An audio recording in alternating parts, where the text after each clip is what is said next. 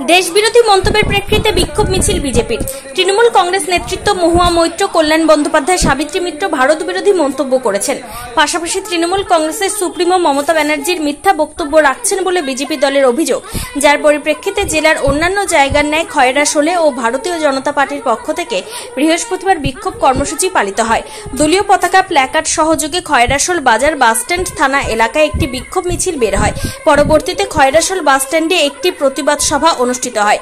সেখানে বক্তব্য রাখতে গিয়ে বিধায়ক মুখ্যমন্ত্রীর ওপর একরাশ ক্ষোভ ব্যক্ত করেন।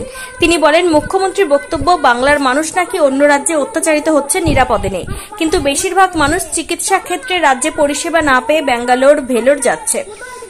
কর্মক্ষেত্রেও তাই রাজ্যে কর্মসংস্থান না থাকায় ভিন রাজ্যে ছুটে যাচ্ছেন অসংখ্য পরিবার। এদিন বিক্ষোভ মিছিল কর্মসূচিতে উপস্থিত ছিলেন দুবরাজপুর বিধানসভা কেন্দ্রের বিধায়ক অনুপ কুমার সাহা, বিজেপি জেলা সাধারণ সম্পাদিকা রীতা পাল, জেলা সম্পাদক সুকুমার নন্দী সহ একাধিক জেলা ও মণ্ডল নেতৃত্ব। ছেড়ে দে নৌকায় আমি যাব মদিনা। জাগো বাঙালি, জাগো বাঙালি। বন্ধুগণ, আজকে ভারতীয় জনতা পার্টির ডাকে এই খয়রাশোলের বাস স্ট্যান্ডে আমরা যে প্রতিবাদ সভা করছি,